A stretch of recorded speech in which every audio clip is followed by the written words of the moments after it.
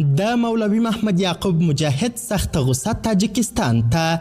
د مولوي محمد یعقوب مجاهد حوصله تاجکستان ته ختم سول. ملا یعقوب مجاهد وایي تاجکستان غلام ملک دی او د امریکا تر استعمار لاندې دی او امریکا نه غواړي چې زموږ حق زموږ الوتکې او تیارې تاجکستان موږ ته راوسپاري. دا چې مولوي محمد یعقوب مجاهد او د هغه کارکونکي ولې تاجکستان ته دومره غوسه دي او تازه نور څه ویلي، بشپړ حال را سره همدغه روانه ویډیو کې کتلی سئ. سلامونه قدرمنو لیدونکو، مشال پریس یوټیوب چینل ته مو هرکلی کوم. د ملي دفاع وزارت وایي امریکا نه پرېږدي چې زموږ څرخکې او الوتکې هیواد ته راولېږدول سي. د دفاع وزارت د پالیسۍ او ستراتیژي مرستیال ملت ته د دولت د حساب ورکړې پروګرام په لړ کې وایي چې امریکا د افغانستان ګاونډیو هیوادونو ته اجازه نه ورکوي چې د هیواد 80 پوځي څرخکې او الوتکې چې د وروستیو تحولاتو څخه وروسته ګاونډیو هیوادونو ته لیږدول سوي وې بیرته هیواد ته راولېږدول سي.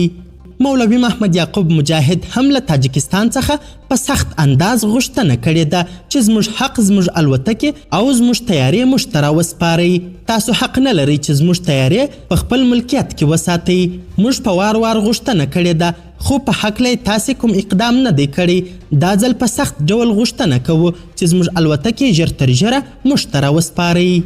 محمد قاسم فرصت په دغه پروګرام کې د دفاع وزارت له نوملړه د 15,000 ناوړه استفاده کوونکو د ایستنې خبر هم ورکوي. د هغوی شمیر شاید تر 80 بالو وي.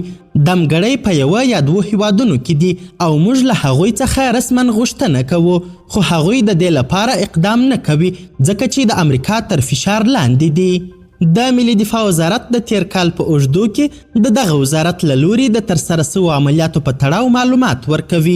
د پوځ لوی درستیز وایي چې په وروستي 2 کاله کې د هیواد په بېلابېلو سیمو کې سلګونه عملیات ترسره کړي دي چې په پایله کې ډېره اندازه بېلابېلې وسلې او چاودېدونکي توکي ترلاسه سوي دي. د دفاع وزارت دغه چارواکی وایي چې په هیواد کې هیڅ ترهګره ډله فعالیت نه لري او په هیواد کې د داعش بریدونه هم 0 ته رسیدلی دي. د پوځ لوی درستیز فصیح الدین فطرت وایي په لویو ښارونو کې مجاهدین خورا زیات داعش ترهګریزې ډلې ته متوجه وو. د هغوی د بریدونو کچه کابو 0 ته رسیدلې ده. بل پلو د دغه وزارت ویاند په وروستي یوه کال کې د دغه وزارت د تخنیکي ټیم له لوري د نږدې 50,000 نظامي وسایطو د ترمیم خبر ورکوي. عنایت الله خوارزمي دغه راز زیاتوي چې د هیواد په امنیتي لواګانو کې 50 دیني مدرسې هم جوړې سوي دي. قدرمنو لیدونکو، د ویډیو له کتلو مننه مننه. د لا زیاتو او نورو لحظه پر لحظه خبرې مطالبو لپاره زموږ همدغه مشال پریس یوټیوب چینل سبسکرایب کړئ. تر بیا او بلې ویډیو ښه وخت ښې چارې. د الله په امان.